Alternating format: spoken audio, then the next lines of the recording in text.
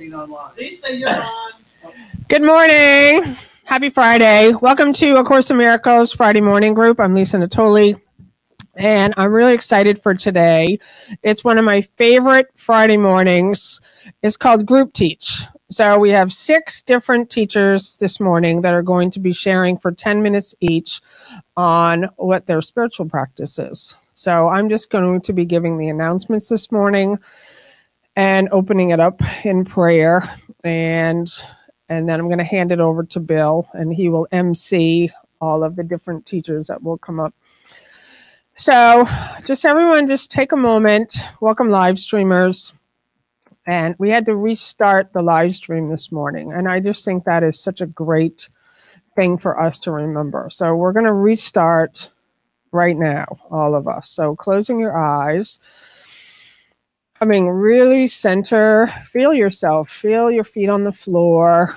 As often we take off out into outer space, but really the light that you are is present. It doesn't have to go anywhere. It doesn't need to escape the body. It is at the very center of what you are, and it envelops everything. This light is everywhere, and this light is what you are. And this light has no story. It has no human characteristics. And this is what you are. You're not a body. And the past is over. We let it go. We allow ourselves this new beginning. It's a brand new year. And this moment is holy. Every moment is holy, that you recognize your holiness. And we allow this to be our dedication. Our dedication going forth from this moment, that we identify with the light that we are. And you just really feel this light, feel this love of God within you. Feel the strength that is within you. In the middle of any difficulties or problem or pain or symptoms, no matter what you had been experiencing, I want you to become aware that you are at the center of it, and that these things do not affect you. You are healed. You are whole. This light that you are is not sick. It doesn't have a problem. And now we're claiming it. And we thank you, Father, that we have found our way back to the light that we are.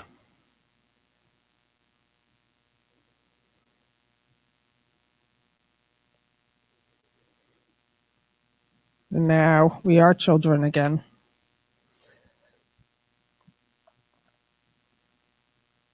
And we are here listening, and we are grateful that we are together, rejoicing in playfulness and gratitude and joy, that this holy instant will extend forever, and you lead us.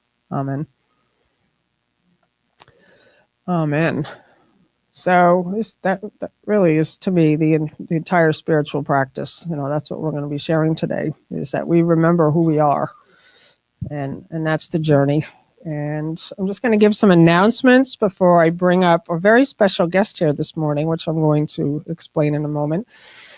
But the first one is, a lot of people start the workbook lessons on January 1st, and Bill Free, some of you may not be aware, spent all of last year recording every single workbook lesson from the Circle of Atonement version of A Course in Miracles.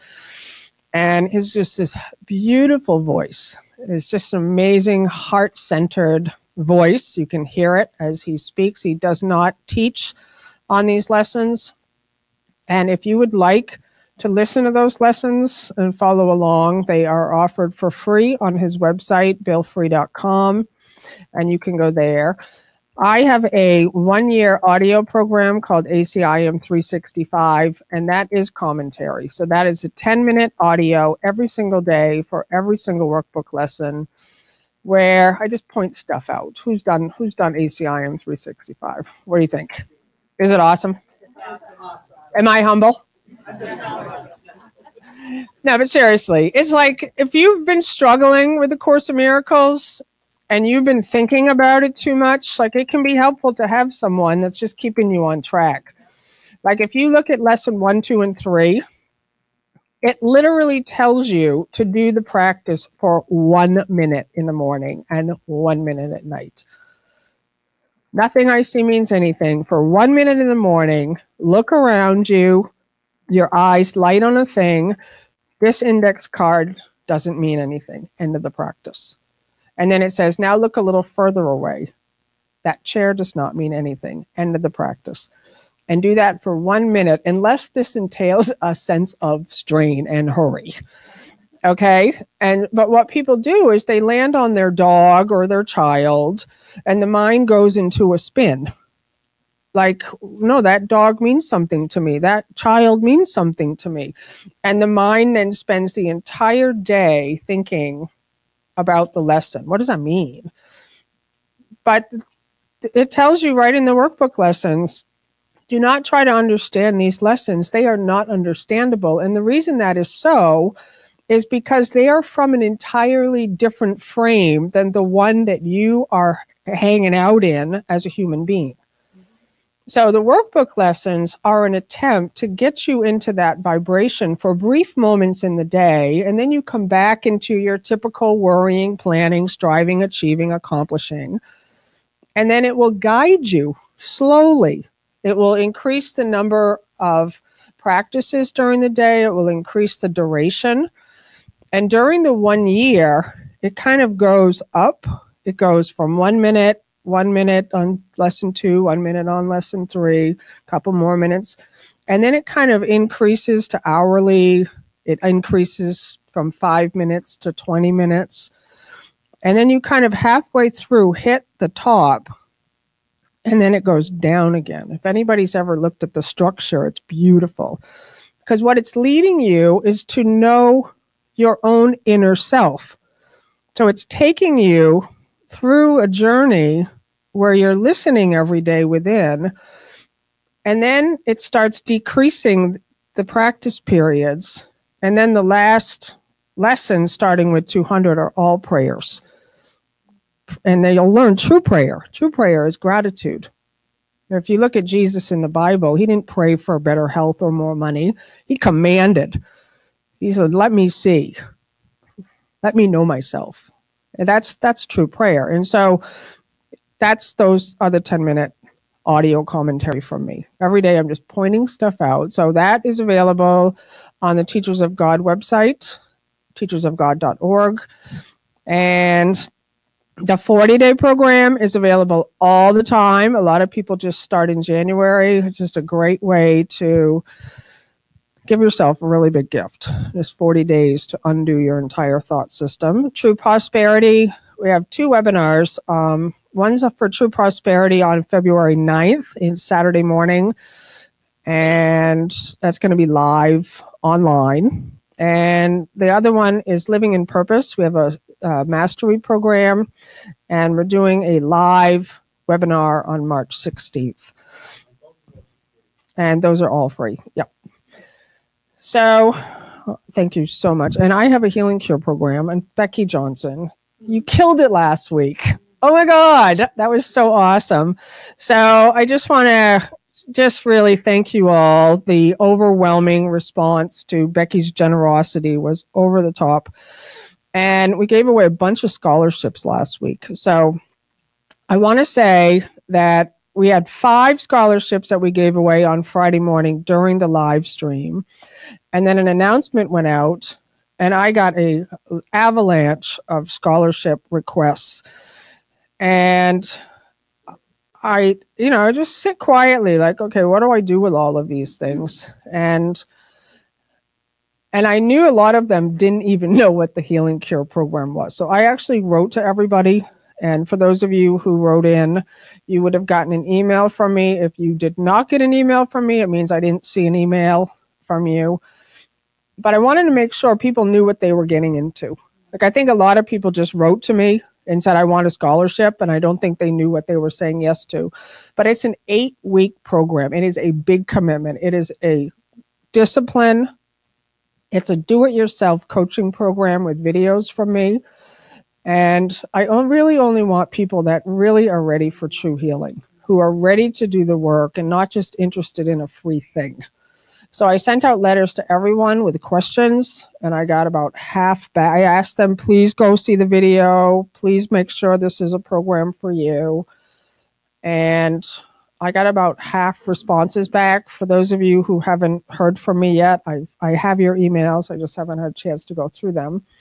And wanted to say that the Teachers of God Foundation has stepped up in their own generosity and are giving 10 scholarships for those remaining ones. So, yeah.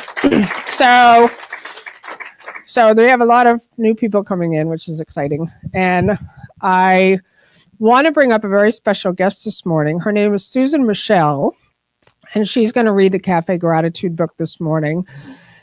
I love you so much, Susan. Susan was in my first Course in Miracles group in New York City all through the 90s. We spent years together, and we were in this amazing Course in Miracles group on the Upper West Side, and we just reconnected a couple of months ago at a retreat. So come on up. Welcome. Yeah, it's great to be here. So I always get nervous speaking on a microphone, but c'est la vie. So I am going to read the gratitude book, and this is from the Bible. And it says, to him that has, more shall be given, but from him that has not, the little he has shall be taken away. Matthew 13. And then I thought about that when Lisa handed this to me. And in my belief system, God is our mind. We are part of God. And when we believe we are abundance, that's what gets reflected back to us in the world. When we believe in scarcity, that's what gets reflected back to us in the world. So that's what that biblical quote means to me. And it's so important to remember that I'm responsible for my own life. You know, we're always extending love. I mean, nothing from the world has the power to make us happy anyway. And then on the bottom here, it says, if money were no consideration, what would your life be for? Now, I have always unconsciously kind of created, especially when it comes to money, I've lived a lot of my life in scarcity. Then just recently, I got an inheritance for $100,000, which was a huge amount of money for me, but I do know that it didn't make a difference in my life. Another thing that comes to me is when I first met Lisa. She had, and I can't remember how much she was making, but she had a job where she was making at least a six-figure income, and this was 25 years ago. And she was very restless. She wasn't experiencing the peace of God, so she gave it all up, and she went to Wisconsin, to join a Course in Miracles group. And I remember she didn't sell her furniture to me. She gave her furniture to me, So I was kind of psyched for all this great new furniture. But I was sorry to lose Lisa. And then it turned out to be the perfect decision for her, because what I know about her story is she went from a place of financial abundance to financial scarcity. And she realized that neither one had the power to make her happy. And it's true. Money doesn't have the power to make us happy. The only thing that has the power to make us happy is our connection to God. So it's a daily kind of discipline for me to remember that at each moment I can choose love, or I can choose the ego and choose fear. And the only thing that has the power to make me happy is my connection with God. So thank you for. I love you so much. Pretty good for someone who's afraid to pick up the mic, huh? So this is a time we greet each other in love and blessing. So if you can rise, we'll take a few moments for meet and greet. Namaste.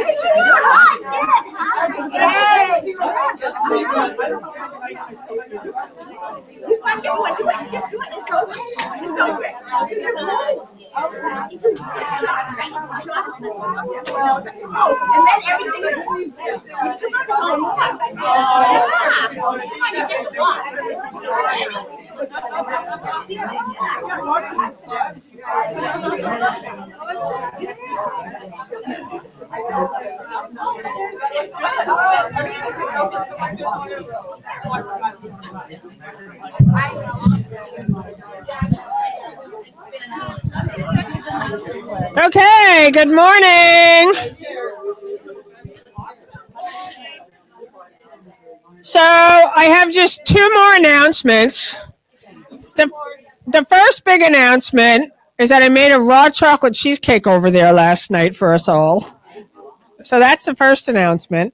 The second announcement is that Marianne Williamson is coming to New Hampshire in 2 weeks from now, and she's running for president. So she's not like official. She has actually online announced that, but I'm trying to get her to come here. But she'll be in Portsmouth, she'll be in Laconia, she'll be in Nashua. And if anybody knows a place that really can support her, if anybody wants bring her right here to the Friday group. No, I've asked her to come here, but I'm saying if there's any other places that you know, she really wants to hit New Hampshire and do her thing. What? In 4 days, she's going to be here on the 9th of January. Exactly. Lee says she hasn't announced it yet. She has announced it on. Exploratory so far. She's announced. An announcement is forthcoming, but right now it's only an exploratory committee. That's why she's in a couple of weeks drumming up. Okay, well she did it. She did announce it on Facebook already. Like she saw. Okay, so she hasn't officially announced it then. She keeps saying the same thing. I think she's announced it. Oh, yeah. If she hasn't announced it by now, Yeah, she announced it. she's putting her like 4, 5, or 7 toes in the water just to see if it's how it feels. But she kind of has announced it because she's having all of these exploratory meetings about it. But anyway, we'll see what happens.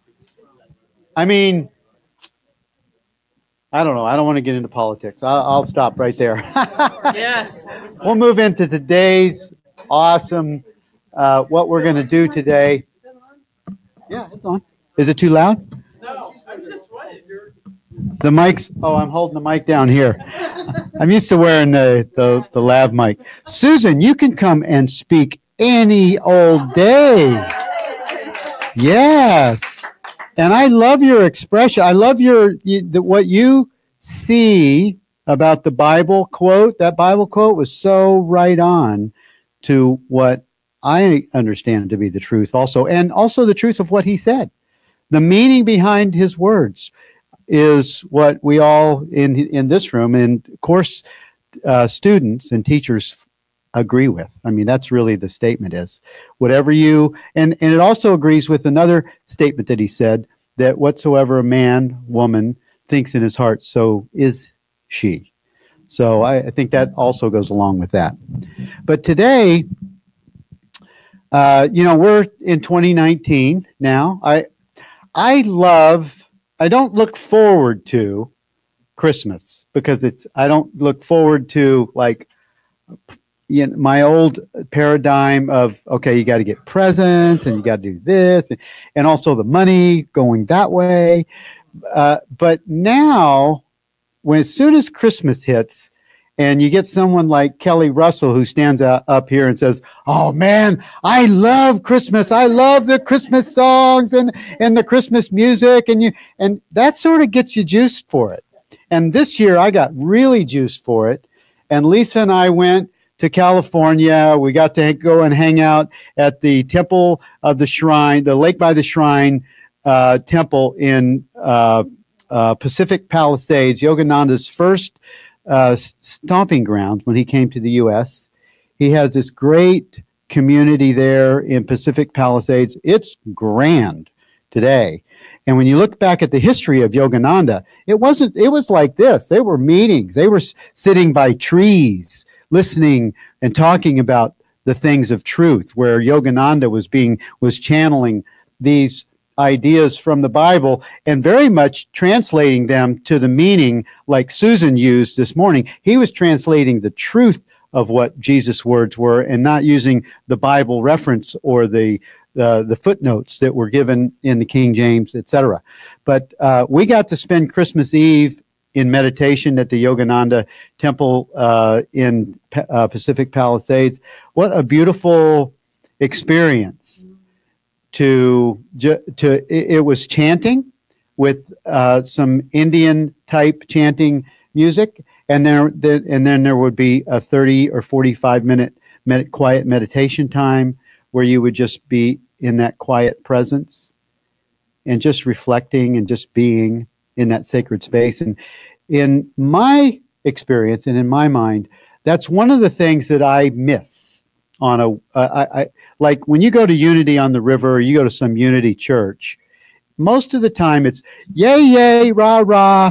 And, and even what we do here, it's mostly active participation. And there's something that is experienced in that sacred, quiet space of just reflection and just being. The mind doesn't really like it. It's not its default. But the being drinks it like nourishment, like a river of wonderment and love and blessings. And it does bring in the experience of peace.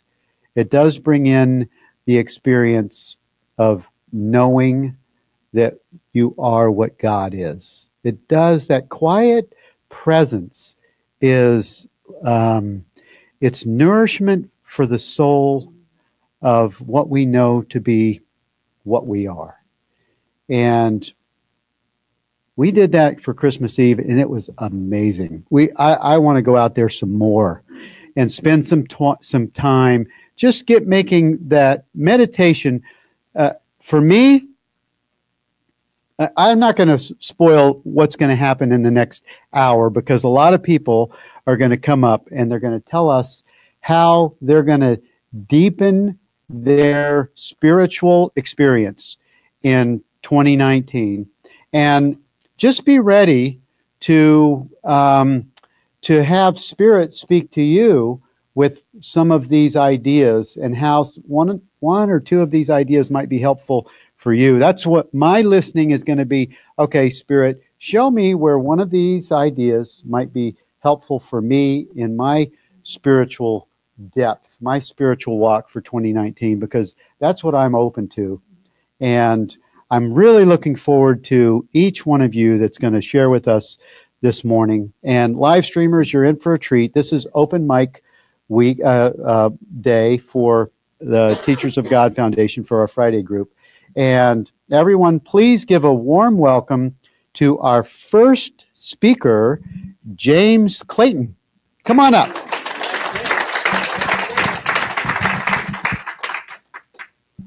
James, I love you. Thank you, Bill. Good morning, everybody. Good morning. Thank you for the opportunity to teach. I hope I can be nearly as good as Rebecca was last week. I think I've explained a little bit of my history before. Course in Miracles student for about 2 years. It'll be 2 years in February that I bought my first copy of the Blue Book. And prior to that, I was working in the world and retired at the end of 2015, and kind of just took some time to do some reading and read some Eckhart Tolle and David Hawkins, and that's how I came across the Course in Miracles. And I came across Course in Miracles at early 2017. I didn't pick it up right away. I did, but I put it away for a little bit. I wasn't ready for it, I guess. And then later in the year, I picked it up again, and I was able to secure a copy of the audio version of the course. And during that first year that I had the Blue Book, I did go through the entire book with the audio along with it. And then from there in 2017, I started listening to the text again. I stayed away from the workbook initially. Read Song of Prayer, pamphlets, didn't read the Manual for Teachers. Then last year, I actively joined a Unity Church in the Worcester area. So that's a weekly part of my spiritual growth and development. I really enjoy them. I think that's along the lines of what the Course is saying and my beliefs. I continue to try to read the text throughout the year. Picked up the workbook a few times, started them, and then would stop.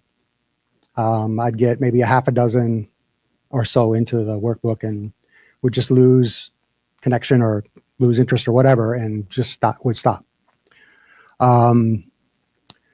Then also during last year, 2018, I started attending this group, the Friday group. Initially, I started watching them online, doing the live stream just like you guys are, and finally decided to come up one Friday, and now it's another part of my regular practice is to be part of this group. I feel a connection to this group. I enjoy the people. I enjoy the conversations, the discussions, the course teachings, and all of the wonderful teachers that are part of the Teachers of God Foundation. Kimberly, Kelly, Linda, everyone. I took Lisa's 40-day program and completed that and signed up for the Living in Purpose. And that's one of my dedications for this year is to really do Living in Purpose in its entirety. And I really love the theme of this year's Living in Purpose program, which is embodying Christ consciousness. I really like that idea. I've grown more accustomed to it. That's part of my growth. Initially, when I picked up the course, I had a lot of hesitation about even thinking that could possibly be me. But I'm getting more comfortable with the idea now, and I believe there's a workbook lesson that talks about that. I don't remember which one it is right now, but it talks about at first you read it and you don't really believe it, but you keep repeating it, and eventually it becomes true for you. So that's the space that I'm working on now, and I'm looking forward to that. I also had a conversation with Bill yesterday, and one of the things, and Arthur is in the house, Arthur Gay, who is our Direct Path teacher, along with Bill. And Arthur introduced me to the Direct Path earlier last year, and last week the end of the week I was going through a little crisis because I still felt like I had this connection to the course that I didn't necessarily want to give up. But I know that the Direct Path is also a means that I can definitely access that awareness and know that I'm awareness and I am consciousness. So that's very appealing to me. I enjoy the Rupert Spira books. I'm familiar with Jean Klein and Francis Lucille. I've also delved into some Advaita Vedanta teachings from Yogananda. There's a book called Practical Vedanta that I'm reading and rereading again. So that's part of my spiritual practice for this year as well, is to stay in touch with those teachings, to live more in that space, to get more comfortable with it, and try to make that as well a part of my daily practice. And then the final thing that I'm doing this year is I'm dedicating this year to completing the workbook lessons. So I started on Monday, and I'm doing the lessons through the Circle of Atonement right now. But I want to get Bill's readings and Lisa's, I know, are available with the Living in Purpose program as well. So that is my plan for 2019. And I thank you for your time, and I'll just turn it over to Bill.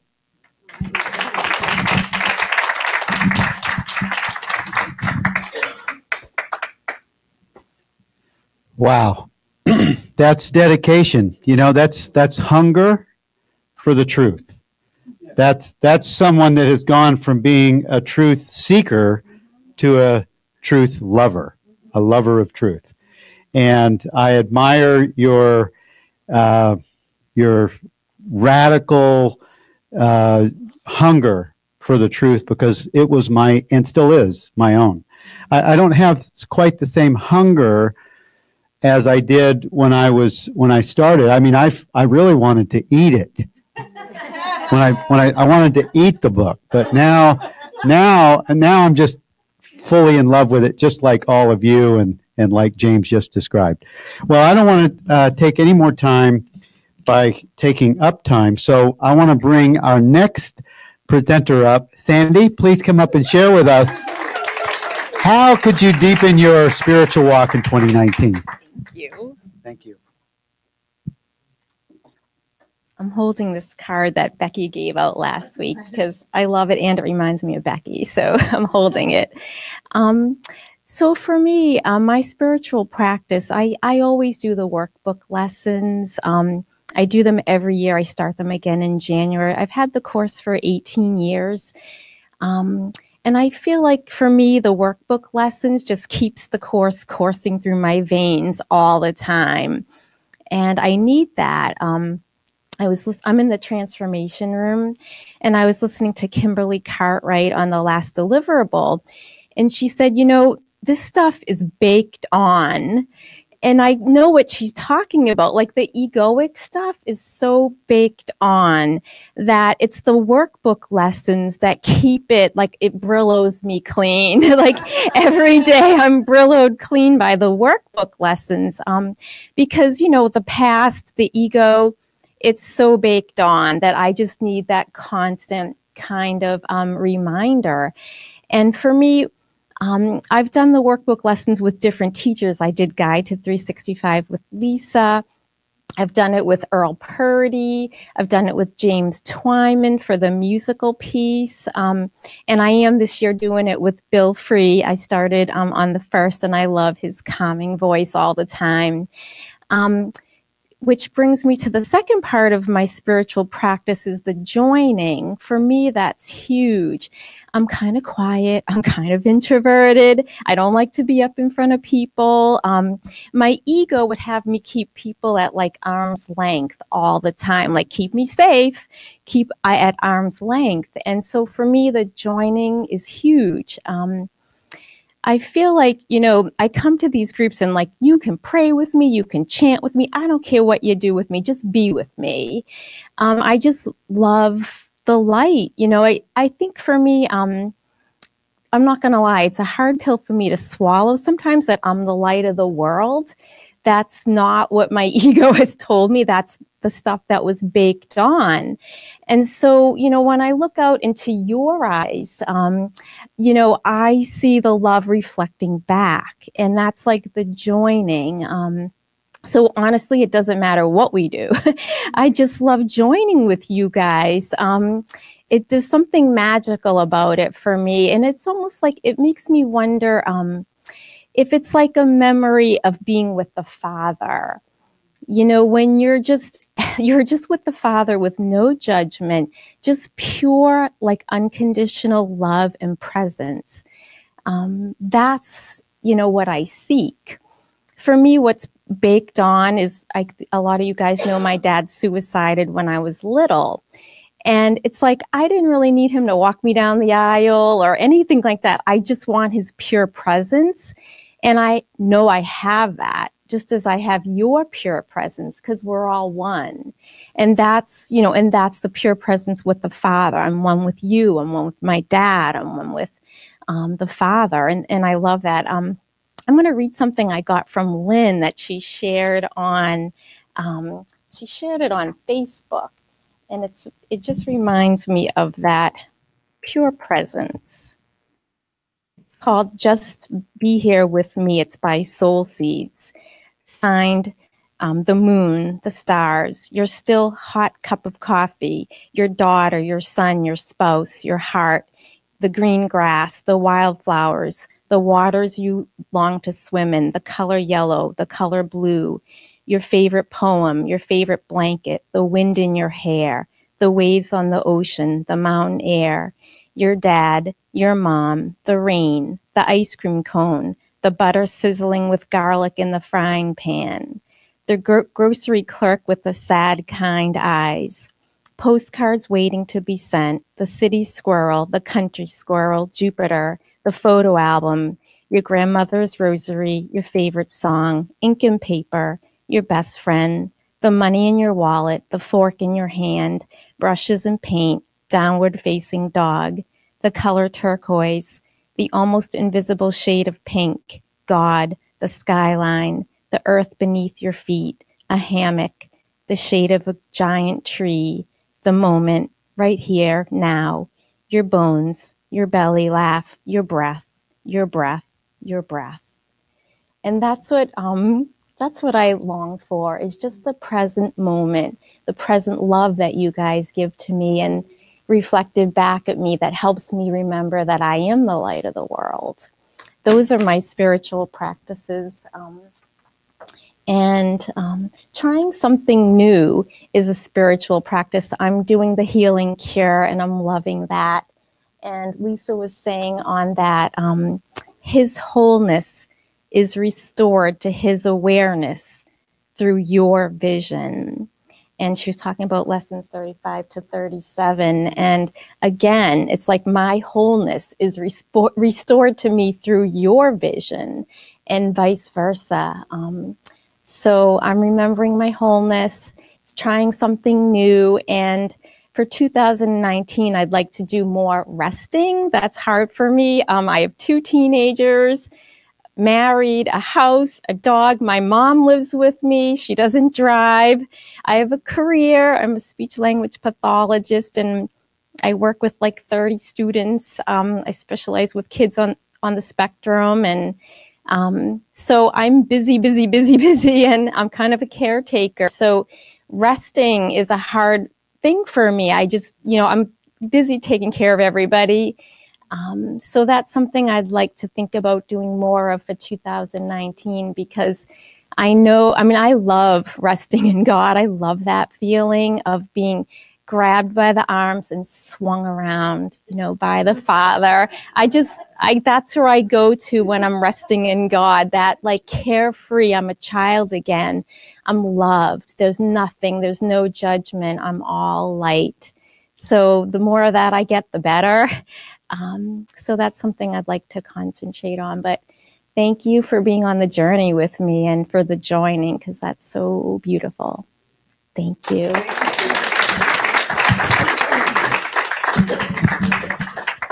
What comes to me when I hear someone like that? I mean, she just brings the presence. She always does. Sandy, you always bring the presence with you. And that graces us. And when we hear another brother, sister, being stand up here and share that, it's contagious. It's contagious for us to experience. Thank you. Yes.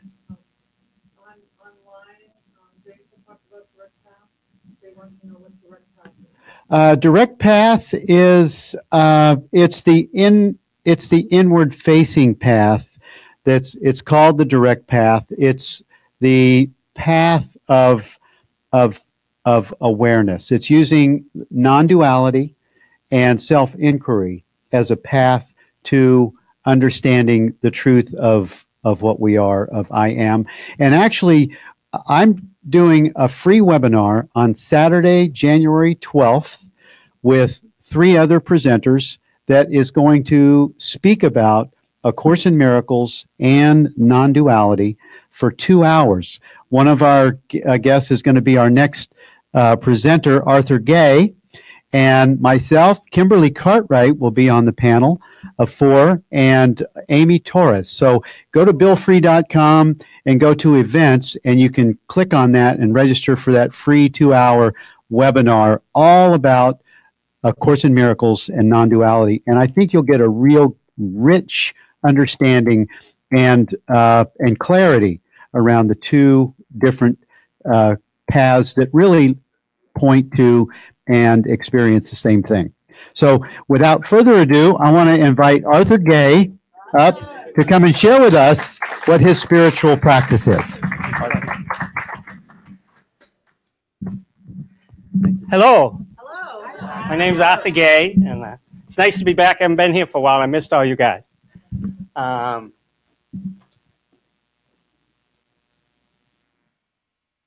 spiritual practice, not for the coming year, but for right now, I'm going to do less. I'm going to do less than nothing. I'm going to live and be the stillness that we are.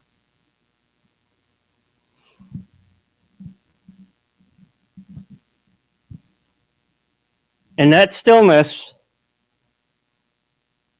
our true being, aware presence, God, has space to reveal itself. The truth has space to show us. So how do I do less? Well, there's a few things you can start with. You can close your eyes. You can start searching around and see whatever thought, feeling, or emotion may be rising up in you. And just recognize it.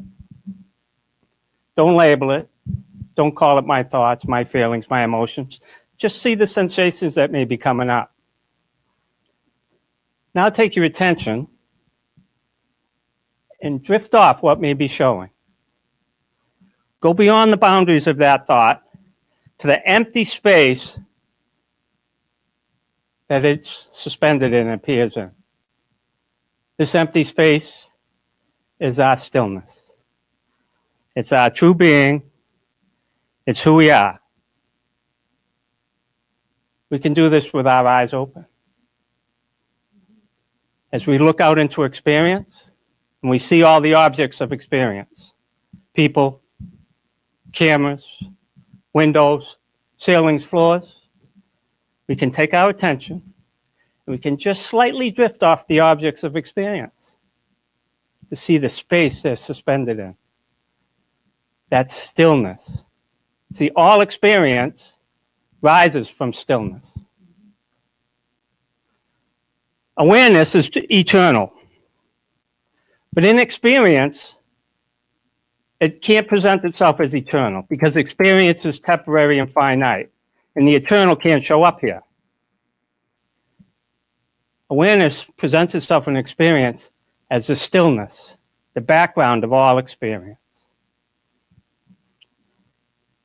So as we take some time to drift off all the objects of experience, and we just rest in this stillness, this creates a huge space for consciousness to present itself. This stillness is what we call living meditation. Sandy, you can be as active as you want, and you can come from this stillness at all times. I drove up here from Plymouth. Traffic was moving. I like to step on the gas. That stillness was present all the time. In the beginning, it's the background of all experience, because all we know is experience. But experience rises up in something. It comes from this stillness. as we start taking time and resting in the stillness, it starts to move forward. It's no longer the background of experience. It becomes experience. All experience is made up of stillness. And the objects of experience start to move to the background.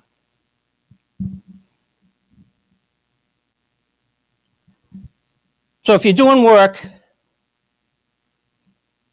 in mind, thought,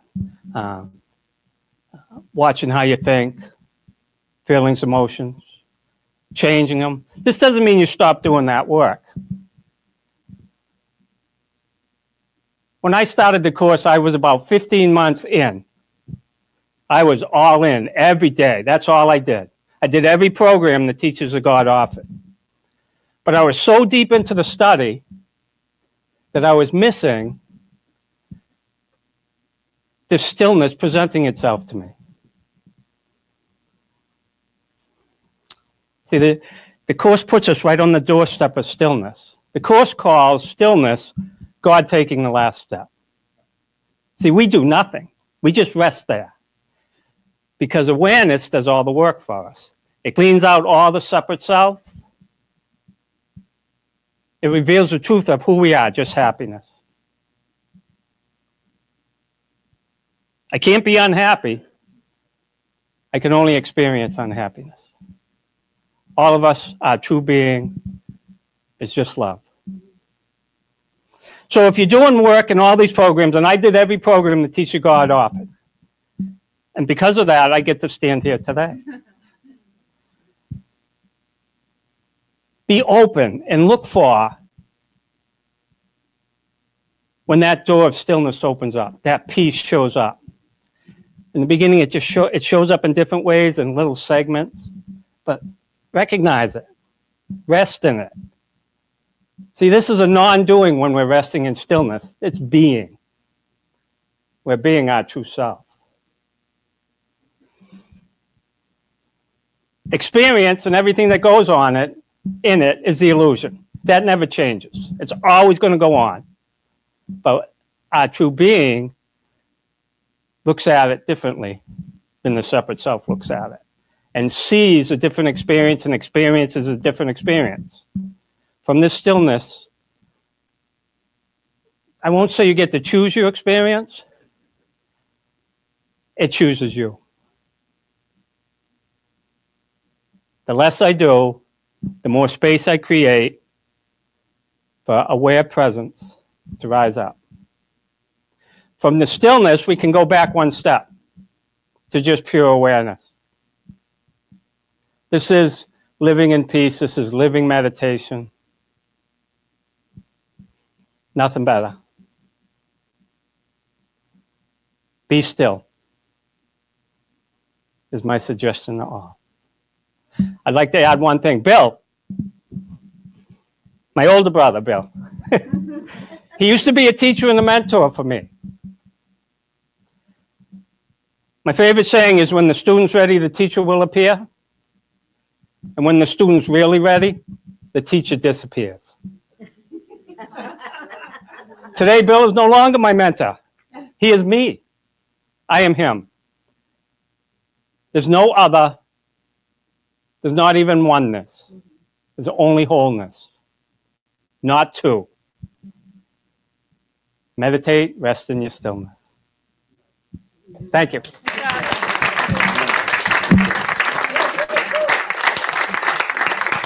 Awesome. Arthur's my teacher now. Yes. Yeah, and when I'm really ready, Arthur, you're going to disappear. Yeah, I already have. Wow. Thank you. That was awesome. Thank you. Jen, tell us what's happening with you. You're such a beautiful being, and thank you for sharing with us. The mic is all yours. All right. Thanks, Arthur. One of my favorite teachers. Figures I have to go after him. So let's see. My background is probably, I think we're 2.5 years. Same thing. I think I've done all the Teachers of God programs. But I will reiterate what Lisa said. After the 40-day, I was so excited. I went right into 365.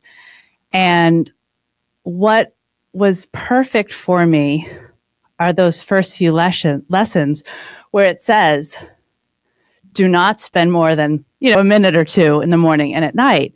And I was like, oh, this is a perfect program for me. I don't have to commit too much. I'm still doing a good job, so it was ideal. And then it turned perfect because now that program has developed a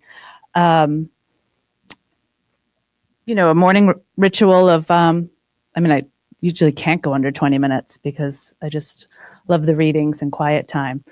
So that I highly recommend the 365. I did that, and then I'd get in the car to go do whatever I was doing, and then I'd listen to Lisa's audio. So really recommend that. So when I was asked to come up here, I had something that happened to me about 15 years ago that life-changing. I guess every moment's life-changing, but this seemed like a big one. And it's been brewing for me to tell it. And I even went to the Moth, which is a storytelling event, put my name in the hat to tell this story. And it didn't get picked. And I was like, oh, they asked me to speak. This is the time. So earlier in the week, I was like, okay, how can I connect this? And it just didn't flow. It didn't work. So the story's going to stay bubbling to tell, and maybe it'll be another opportunity. But what did fall for me, when I wake up in the morning, I'm also in the transformation room, and Amy had given a suggestion in one of the deliverables to, when you first wake up, to give some gratitudes and set an intention for the day. And so I started my day like that. And all of a sudden, what came over me yesterday morning was the idea of an infant or a child, a small baby. And I was thinking I was comparing it to my practice. And I was thinking, you wake up in the morning to like the cooing or crying in a crib, and you go get the baby, and you spend, 20 minutes with the baby, changing diapers, nursing, cuddling. And to me, that was like, oh, that is my time. That's my time in awareness. And then you're able to go downstairs and put the baby in one of those bouncy things where there's toys and lights, and the baby can be distracted. And then I go get distracted, and I have my coffee, and I check my email and get my kids off to school and things like that. And I was thinking about it really is like the whole day, and then the baby, needs your attention again. So you go back and you give that care and that love, which to me is the care and love when you go into awareness. And, but one thing when I was talking about this story of comparing my practice to, the caring of a baby is, and this is the trick for me that by 2009 thing, is couldn't wait for nap time. Right? So like, 2 hours off. Yes. And for me, I had to work, but that was my 2 hours. It's my time. I can work. I can do this. I can do that. And then I can get this done. And maybe I can get coffee with a friend and da, da, da, da. And so then I laughed because I was like, oh, this beautiful comparison to caring for a baby is like my awareness. And then I thought, oh, here I am, like so excited for that baby to sleep so I can have me time. So I guess what I'm pulling in is what Sandy said about resting in God and what Arthur said about the stillness. So my shift in 2019 needs to be moving away from that beautiful, precious time in awareness as work. I strive and am eager to change my mindset to that peaceful awareness, stillness is a gift. And what a blessing for me to be able to do that every moment of the day. So that is my goal for 2019, is not be yearning for nap time, for me time, but to know that every moment is me time and that stillness is our blessing and our gift. So, and by one quick, I just wanted to end with one little Oh, I was going to quickly say too that like when the baby coos, that was my one little point because it was going to be my call out to my prayer partner. But when that baby coos and needs your attention, that's my Monday night group sending a text, or it's my prayer partner who I love, Erica, who gives me a call and reminds me to come back to that. So all of those things. But yeah, so I do want to. The goal is to rest in stillness, and from lesson 109, which is rest in God, I love this line. Each hour that you take your rest today, a tired mind is suddenly made glad. A bird with broken wings begins to sing. A stream long dry begins to flow again. So my wish for all of you, and my pause bracelet is going off. My wish for all of you is beautiful stillness throughout the day, throughout the year. Blessings. Thank you. Wow. I got some good stuff out of that. Thank you. And I love how, what Arthur was talking about and what Jen just said and what Sandy said is that the stillness, that awareness place in the background, it's the thing that informs us and then informs the mind, gives direction to the mind for this new practice. You call it an intention, but it was informed by the truth. And the truth is what will give a space for that person, that experience to sort of reveal this experience into. And it's the awareness of that allows the experience to, you can call it change, but it's really a movement into our beingness. And I love all of this. Our next presenter, is Gwen. Gwen, come on up here. Welcome. Thank you. Hi, everybody. It's so nice to be back. I haven't been here for a while, and I didn't realize until I came back how much of how important this group is to my spiritual practice today. So thank you all for being here, and I am ridiculously grateful to all of you. The spiritual practice that I have today, and I didn't expect to present because I didn't get asked directly. I got asked sideways, and then when I got here, it was, oh yeah, well, Bill already has his list, so you're not going to present it. I'm like, okay, I'm off the hook. Oh my God. And then it was like Bill said, well, wait, I only have 5 names. I needed 6. So yeah, you can present. So I'm sitting here in my head. With all this crazy ego stuff, right? Which is all this stuff that's not real. And so I'm going to start with, it took me 50 years to know that I needed a spiritual practice. Took me 50 years to know that I needed a spiritual practice. And the first time I was introduced to Course in Miracles was it 4 years ago, the Manhattan conference, or was it 5? 4 years ago. So I went to that, and I came to a spiritual practice from a lot of pain. And that's outside the scope of what we're talking about here today. But I was driven to a spiritual practice, and I had friends around me that brought me to that conference, and it was just by a stroke. It was God. It was Spirit acting in my life.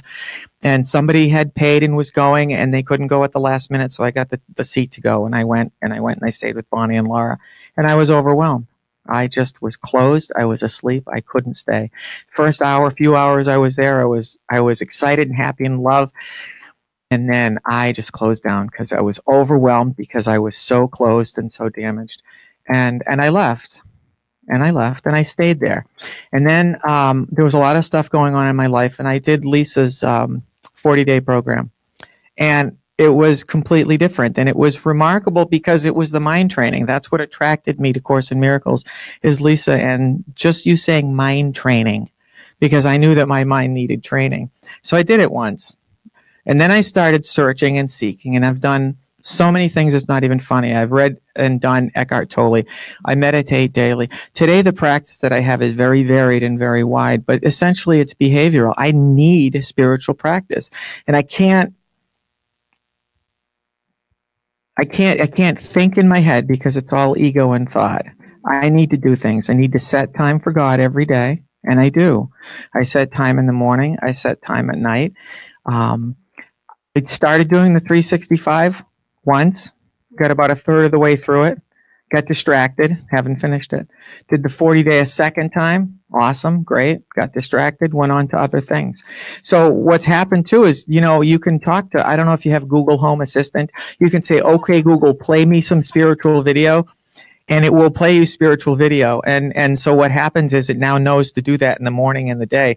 And it will play something from Lisa. It will play something from Michael Meerdad. It will play something from Kyle Gray in the UK, because these are all the places that I've been.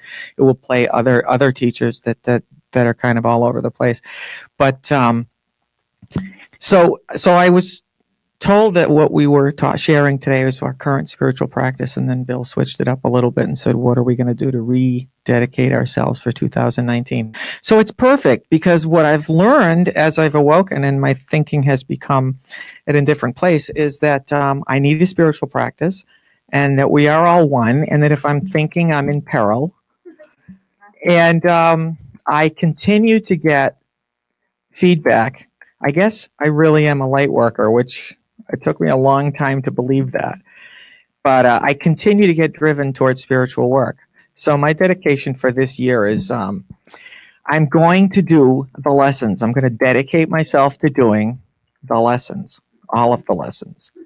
And not all of them. I did about a third of them, and I put it down each time.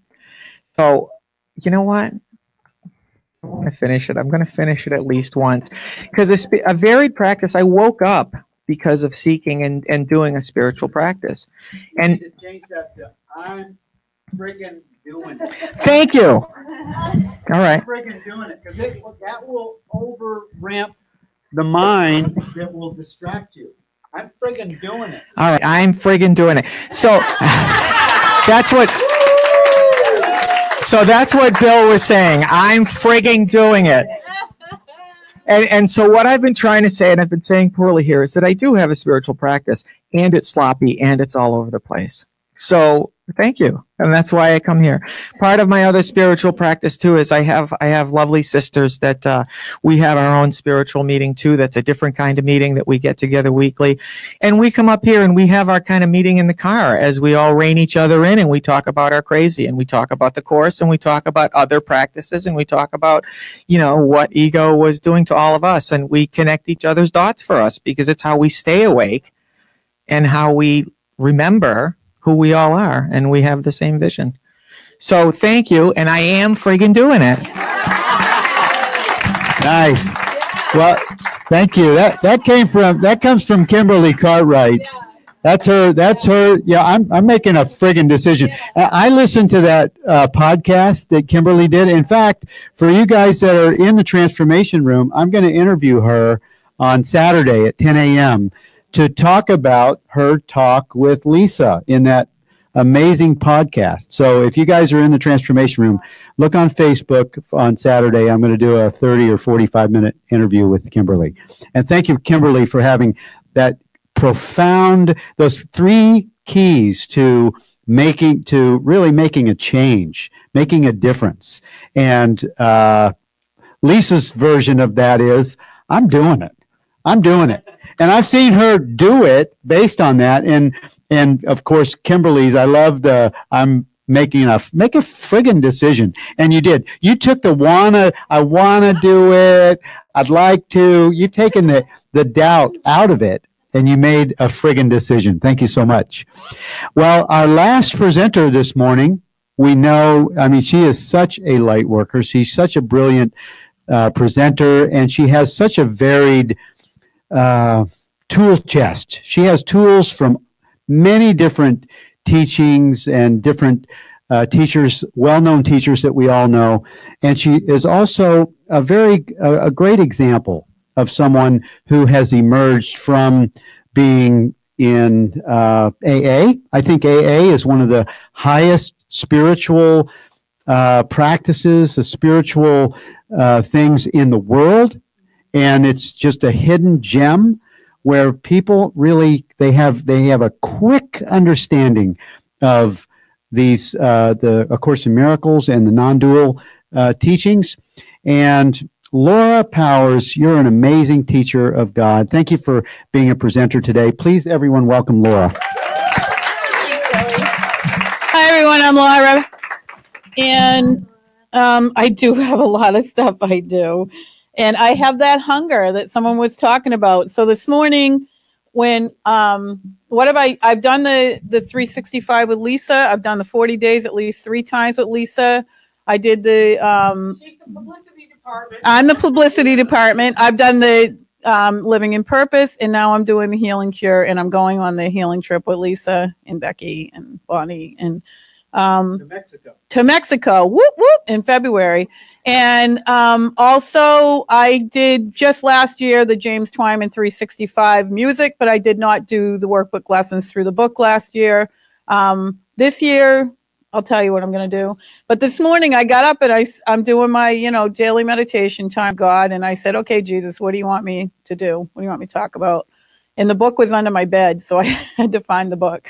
And he said, open it up and I'll show you, first paragraph. So I opened the book, and this is the first paragraph. And it's underneath the teacher's manual. It said, God indeed can be reached directly, for there is no distance between him and his son. His awareness is in everybody's memory, what he was just saying. And his word is written on everyone's heart. Yet this awareness and this memory can arise across the threshold of the unconscious only where all barriers of truth have been removed. There's the mind training. And how many is this the case? Here then is the role of God's teachers. They too have not attained the necessary understanding as yet, but they have joined with others. This is what sets them apart from the world. And it is this that enables others to leave the world with them. Alone they are nothing, but in their journey they are the power of God. So I open that, and that's it, right? And that's about all we're talking about today, right? He's amazing, that J-Bro. So I have to say, 30 years ago, I hit a bottom in my life, and I went into Alcoholics Anonymous. The first time I went in, 2 years before that, I wasn't getting it because I kept smoking pot, and I thought I needed it. And I heard the word God, and I walked right out of AA because I hated the word God and wanted nothing to do with God because my father had died when I was little in front of me, and I thought, if there's a God, boy, does he blow. And out I went and hit another bottom, went through rehab, came in, and people said, find a higher power, Laura. Don't say that word God. And so that's what I did. And when I would hear people say the word Jesus in meetings, the hair would go right up on the back of my neck because I had the whole Christian church, you're being punished and God's watching you and trying to get you pummeled down my throat by a mother who was brought up the same. And then Bonnie, who is my best friend and my sponsor, and her and Vicki Thomas are best friends. They started doing Course in Miracle meetings way back when, let's say 29 years, 30 years ago. And I would ask Bonnie, can I join your group? And she's like, no, you're crazy. You can't. You're not. You're not ready. Keep going to AA. She knew I wasn't ready. And I asked 5 years later, and Bonnie said, no, you're crazy. You're not ready. Keep going to AA. I'll tell you when you're ready. So then about 10 years in, I said to Bonnie, can I do it now? And she said, okay, here's the book. You do one a day. I'll check in with you. She checked in with me 7 days later. She goes, how'd you do? I said, well, I'm on lesson 14. She grabbed the book from me and said, no. See, you can't do just one a day. I am an addict, right? I have an addict mind. So one's good, 20's better, right? So I'm going to get this shit done. So I stopped. And then as God would have it, I retired 5 years ago. And Bonnie said, oh, now that you're retired, we'll go up on Fridays. First, we started doing the 40-day course. And I had to do, James Twyman says this all the time, and I believe this 100%. For every one of us, we hold the light for 1,000 people. This I do believe. And he also said there's an alarm clock we set from the other side. And I believe the first alarm, and you try to turn it off, but it wakes you up, was the first time I hit bottom. And went into AA to save my life. I had to sit there. And I remember sitting there 30 years ago and thinking, if this is my life, I hope a bus kills me. I really remember thinking this is the worst thing that could ever happen to a human being. Best thing that ever happened to me. So I know nothing. And then the second alarm clock got set off when I was 20 years sober, 21 years sober. I had not done the step work the way it's laid out in the big book of Alcoholics Anonymous. And my marriage had to come to a screeching halt of 20 years. And he had to say, I don't like you. And that started such a heartbreaking, crushing, ego-destroying, making me see that I cannot look at a human outside of me thing. It almost killed me. And I went running to Big Book Step Study. It's a part of AA where we do the steps through the Big Book and you get a sponsor. And I wrote for 10 months. And he did counseling. And as I wrote, I'm still manipulating in my mind. My ego is saying, you can fix this, because this is what you do. You fix and control. As a woman, as a nurturer, coming from a place of not having a father, I can fix this. It didn't fix it. I wrote for 10 months, and at the end, he said, I still don't like you. I had to set the human free. It woke me up. So my other sponsor that helped me with this said, that wasn't for you to fix your marriage. It was for you to fix you. So then I did the 40 days, and it just took the Big Book Step Study and popped me up and over to another level. And Bonnie said, I'm going to take you on Fridays to introduce you to Lisa Natoli. And we came for about a month, and we would go to lunch after. And we had asked, Bonnie had said, we're going to do the 365 lessons together. We're going to start at day 1. And she would check in with me every day. Where are you? Did you set your timer for 15 minutes? Because it's a lot easier to do this together, just like this says. Alone, I'm in here. I come here every Friday, and here's how it happened. Bonnie dropped me. After about a month, I'd say, you want to go Friday? She's like, no. And she knew that if she kept coming with me, she was going to be controlling me. So she wanted to see what I would do. So the next Friday, I'm sitting in my house, and I said, I'm not going. It's way too far for me. I drive over an hour to get here. And then I got in my car, and I said, okay, here's the deal. If I go there, I don't even know these people. If nobody invites me to lunch, I'm never coming again. I'm like making all these deals. I'm not kidding you. I swear to God. So I come in and I sit down. And then after the meeting, about 5 people came up to me and said, oh, hey, we see you coming here. You want to go to lunch? We're going to lunch. I'm like, damn it. I'm in. And I've been coming ever since.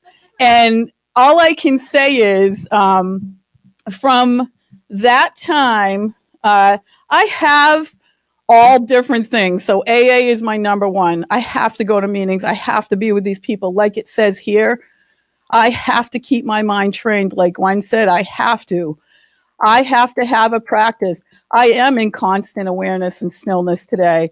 How do I know it? My soul tests itself. Just in case I'm not sure. I just had a grandbaby 3 weeks ago. Oh, my heart is just, I love her. She was born not breathing and was rushed to the NICU for 6 days. My son and daughter-in-law were in complete shock. I was with them every minute, and I stood still with God. I just stood still with God. And I knew anything I say right now is going to be fixing and controlling, and I gave that up. And so all I could do was rub their backs and go, come on, we got a miracle, because they were told she might not survive, probably won't survive is what they were told. I said, come on, everybody's praying. There's a prayer chain everywhere. And that baby is 100% okay. She is a miracle, a little Christmas miracle. She's 3 weeks old today.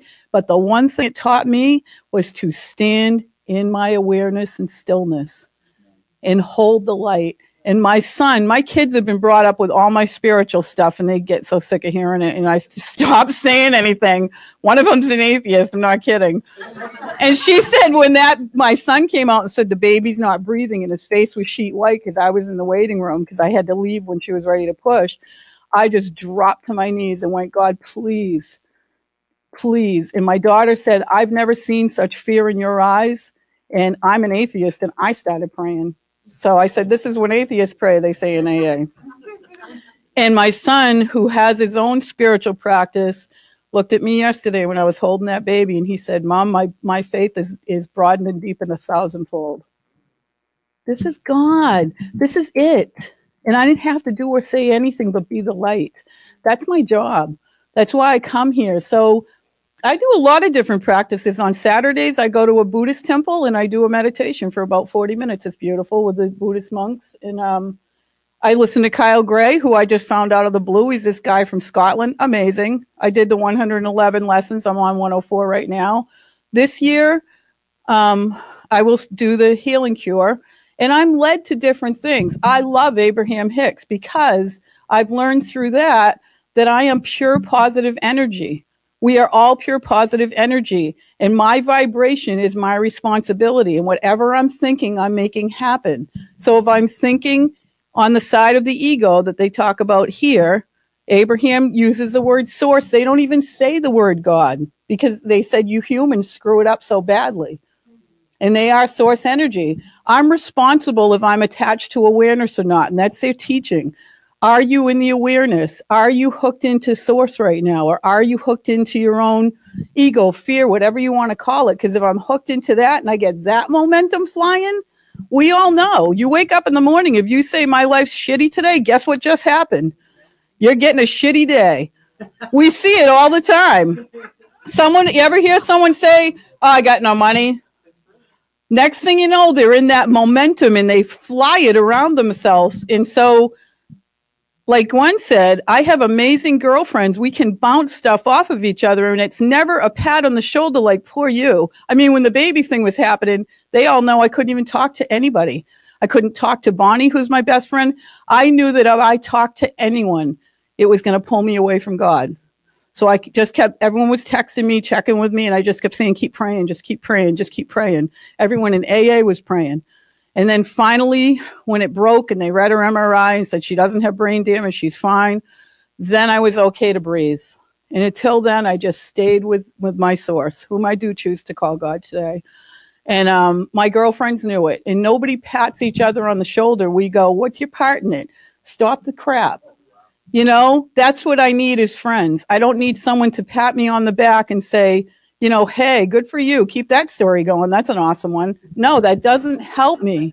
It doesn't serve me, you know, because that's what really you look for. We see people that do that. I'm going to tell you the story. Oh, you're not listening? I'm going to tell you. Now I'm going to tell you. Someone is going to hear my story and fix it. It doesn't work that way.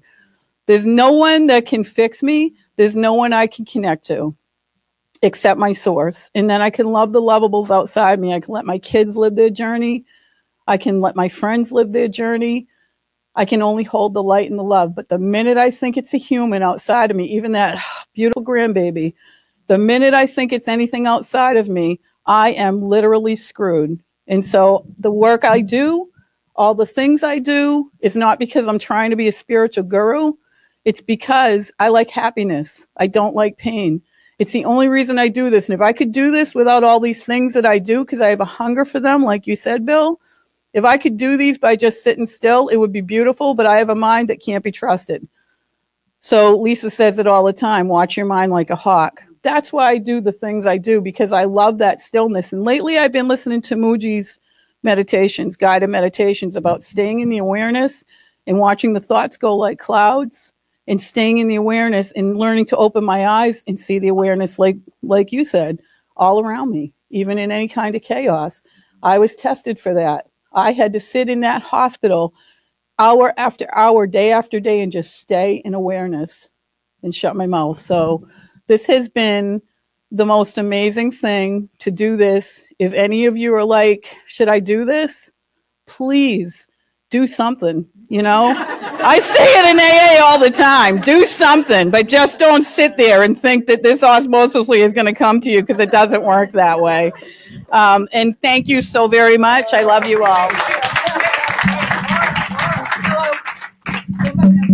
Okay.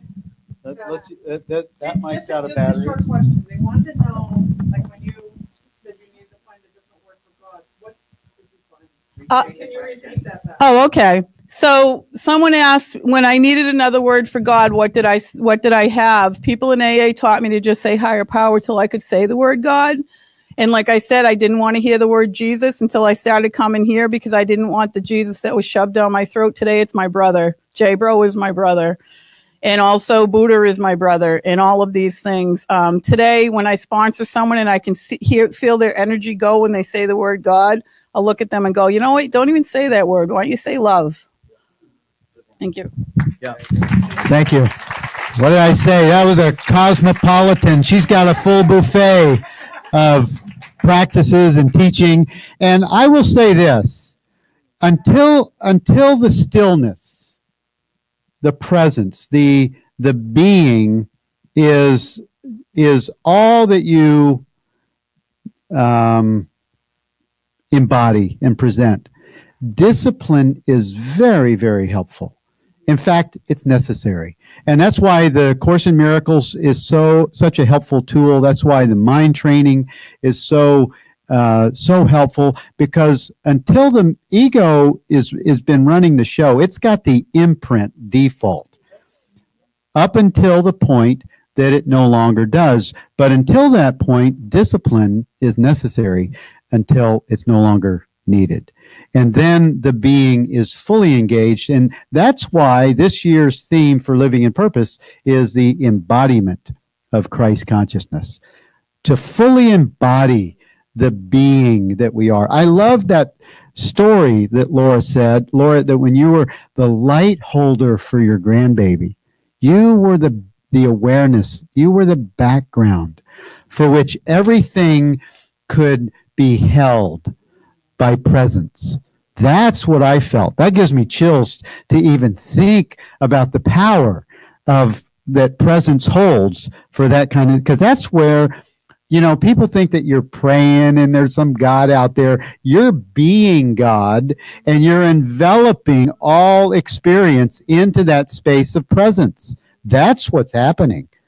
That's where the surrender dissolves itself into the presence of God presence, what we are.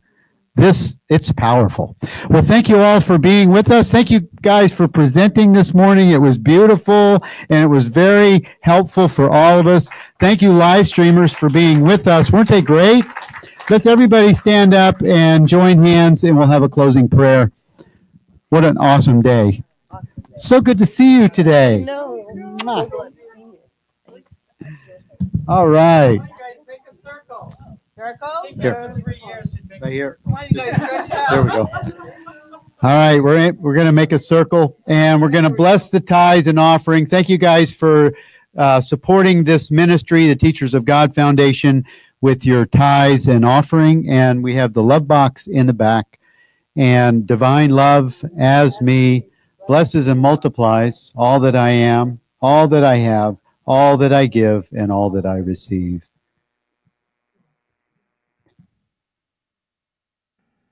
Just stand as the light holders, aware presence.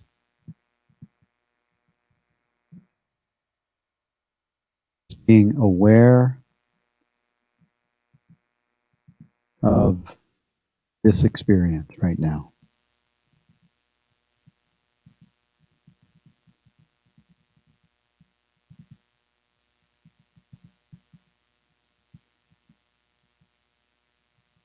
This awareness, it envelops everything.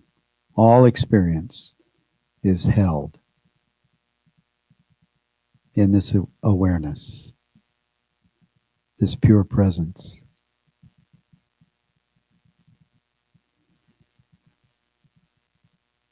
Let us take with us today whatever pure presence would have us use, understand, share, know, be, whatever is helpful that would extend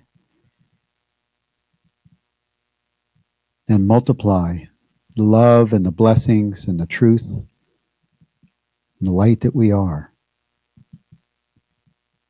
May that be our takeaway here, and that we would carry this pure presence, this awareness, into every breathing moment and to every now moment. Not just 2019, but just an eternal knowing.